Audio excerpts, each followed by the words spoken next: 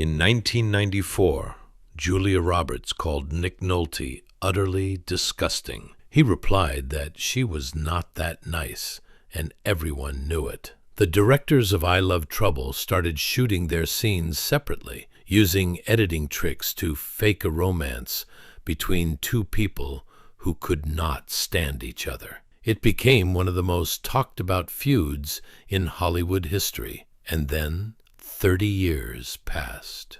Nolte is 85 years old now, and recently he said something nobody expected. He said it was partly his fault. And then he said something about Julia Roberts that the 1994 headlines could never have predicted. Something that turns the whole story around. This is that story. And it is also the story of one of the most quietly extraordinary careers in American cinema, told by a man who has finally stopped running from any part of it.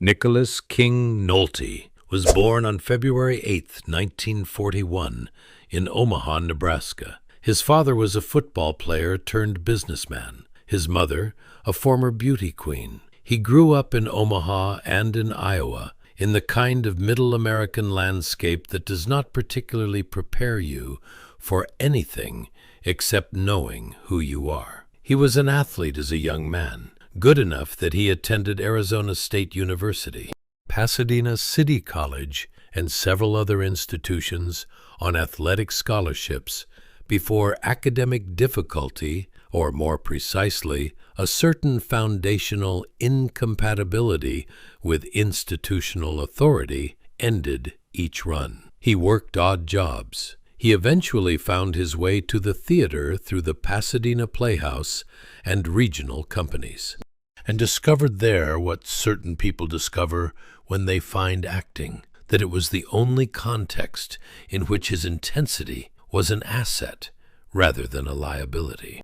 His early career was long and largely invisible to anyone outside the specific world of regional theater and television. For over a decade, he worked steadily and without recognition, building a foundation that would eventually support everything else. The break came in 1976, when he was cast as Tom Jordache in Rich Man, Poor Man, the ABC television miniseries based on Irwin Shaw's novel. The role reached 60 million viewers a week and made Nolte, at 35 years old, one of the most talked-about new faces in American entertainment. He was nominated for a Golden Globe. He was on the cover of Time magazine.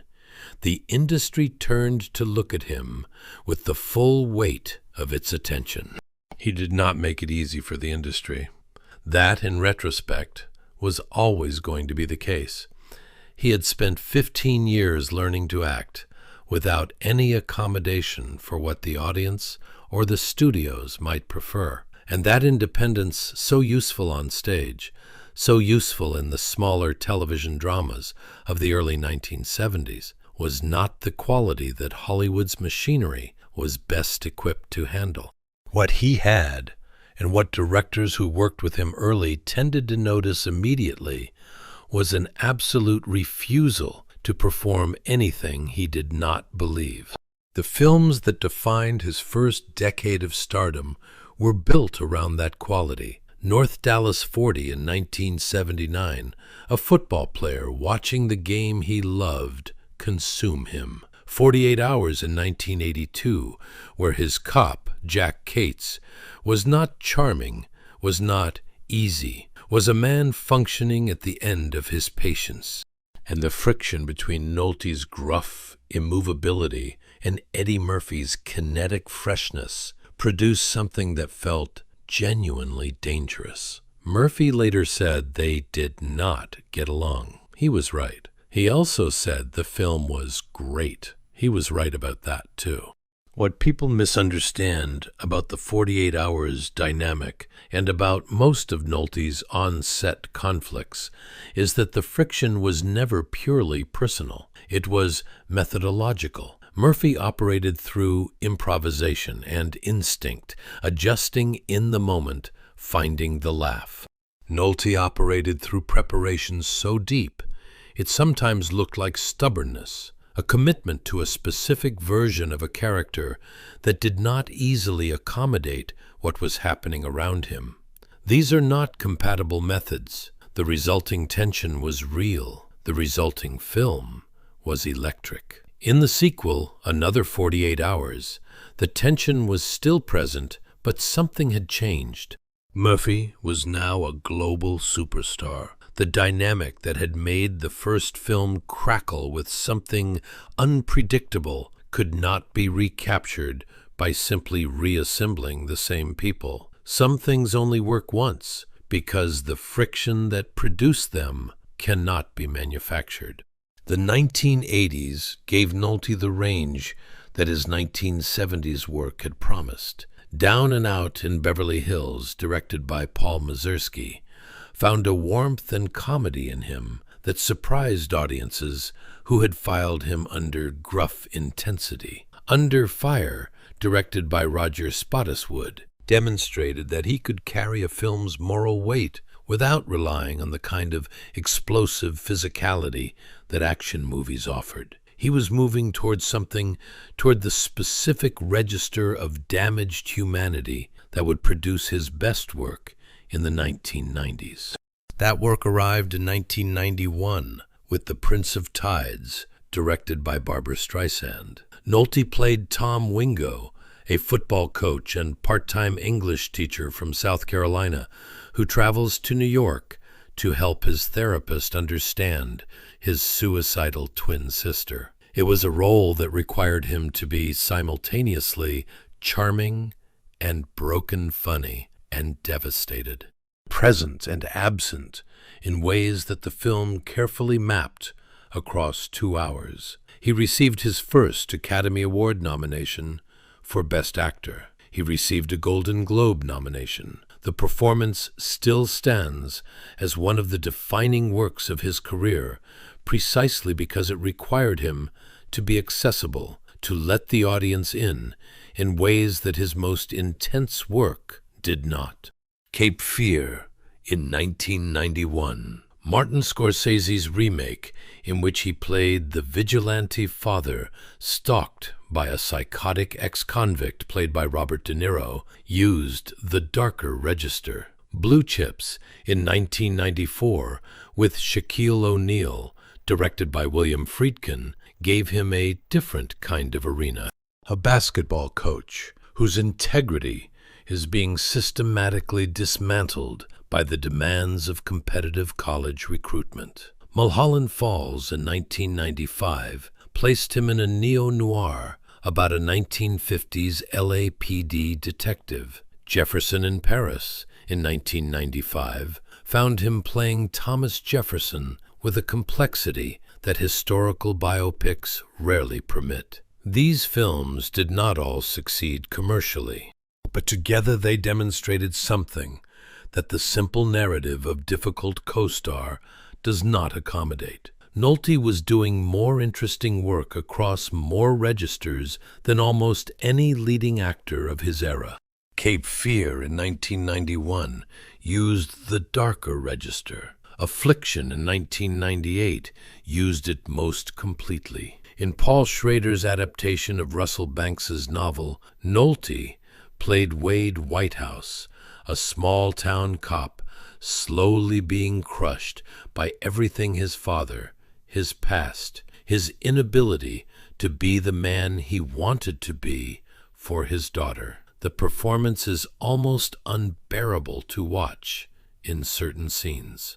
Not because it is melodramatic, but because it is so precisely right. He received his second Academy Award nomination. Paul Schrader has called it one of the finest performances in the history of American film. James Coburn won the Academy Award for Best Supporting Actor for the same film, playing Wade's brutal, alcoholic father, and used his acceptance speech to speak specifically about what it had been like to work opposite Nolte, calling it an experience unlike any other of his career. The praise from Schrader and from Coburn both was not excessive. it was accurate. But between The Prince of Tides and Affliction, there was I Love Trouble, and I Love Trouble was 1994. The film was a romantic thriller directed by Charles Shire, written by Shire and Nancy Myers. The premise was clean and commercial. Two competing newspaper reporters, played by Nolte and Roberts, stumble onto a dangerous story and fall in love while trying to scoop each other. It was a vehicle designed for two stars at the top of their commercial power. Roberts was coming off of Pelican Brief, Hook, the full weight of the post-Pretty Woman moment. Nolte was between The Prince of Tides and the work that would culminate in Affliction. On paper, the casting made obvious sense.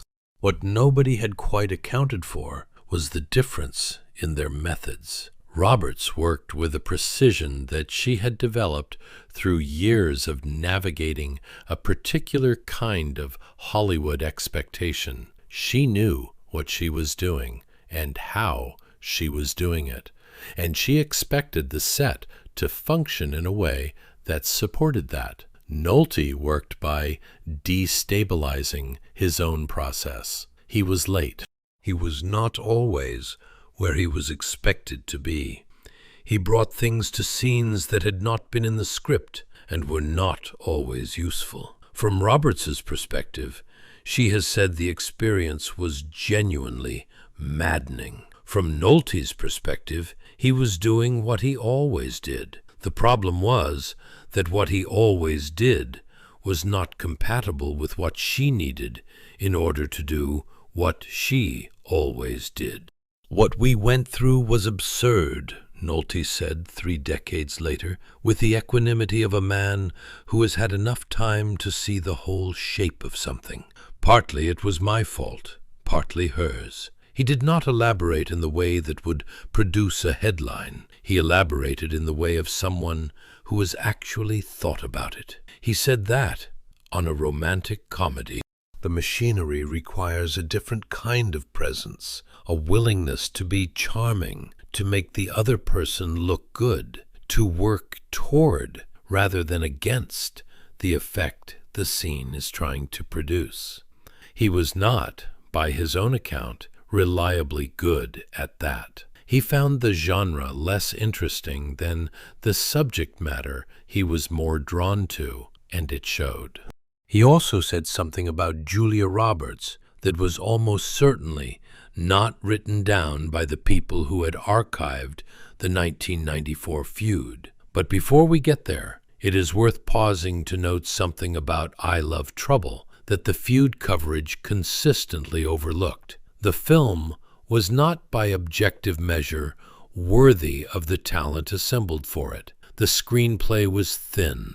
The chemistry it required was the kind that cannot be manufactured through effort. Nolte, who had just come off The Prince of Tides and was heading toward Affliction, was not naturally suited to the light comic mechanics of a Shire Myers production. Roberts, who was between Pelican Brief and something she would be better suited for, was not served by a script that did not match what she was capable of. The failure of I Love Trouble at the box office, it made $67 million against a $40 million budget, a tepid result for a major studio release starring 2 of the biggest names in the business, was less about the feud and more about a fundamental mismatch between material and talent.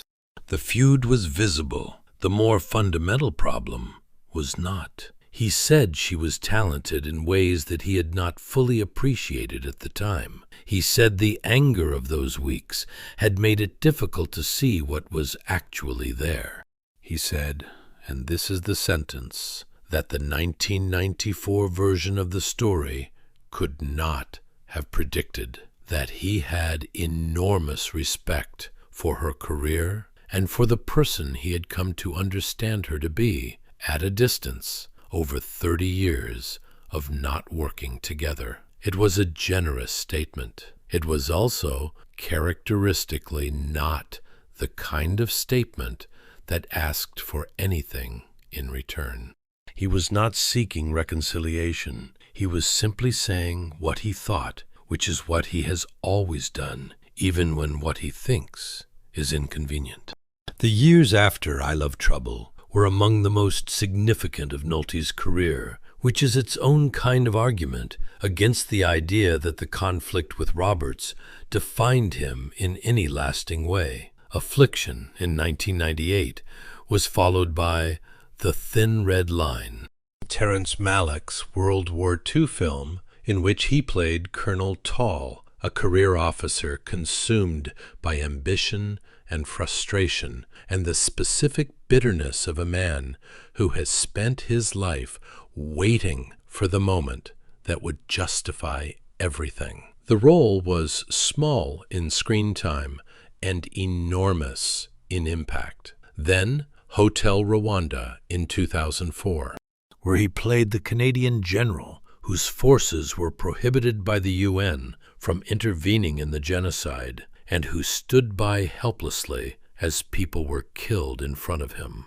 Then Hulk, in which Ang Lee used Nolte's particular capacity for manic, barely controlled intensity to play Bruce Banner's father, a performance that divided critics and has acquired a certain cult admiration in the years since.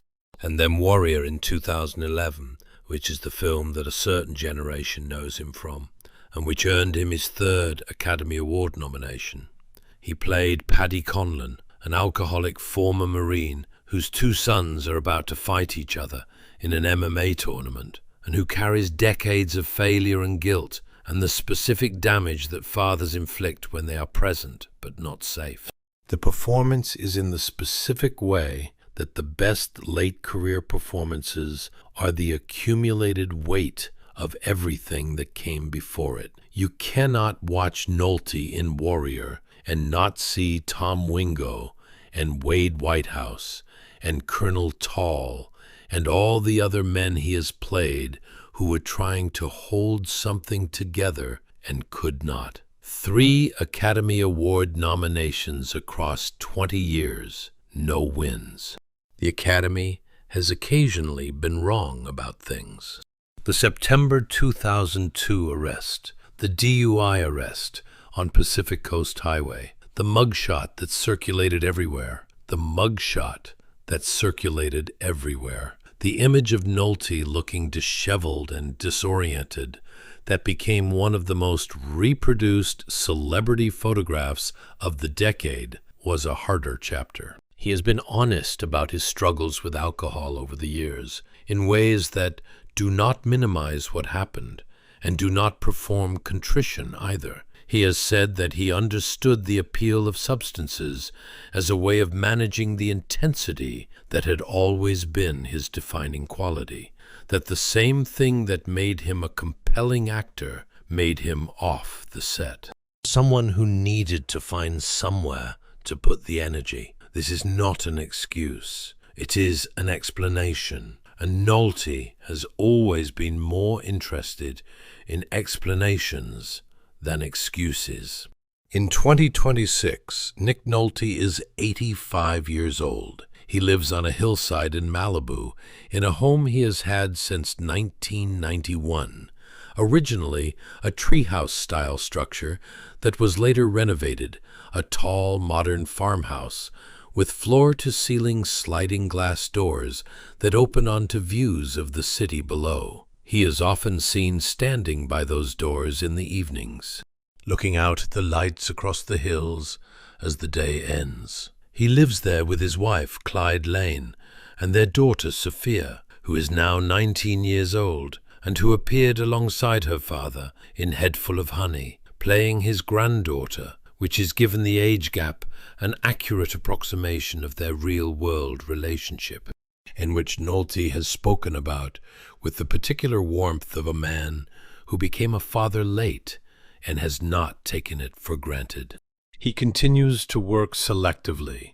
Poker Face for Rian Johnson, in which he played Arthur Lipton with the kind of restrained, watchful stillness that late career performances sometimes produce in actors who have learned to do less and mean more. The Mandalorian, Crime 101, the Amazon MGM Studios crime heist film scheduled for release in 2026. He does not pursue leading roles.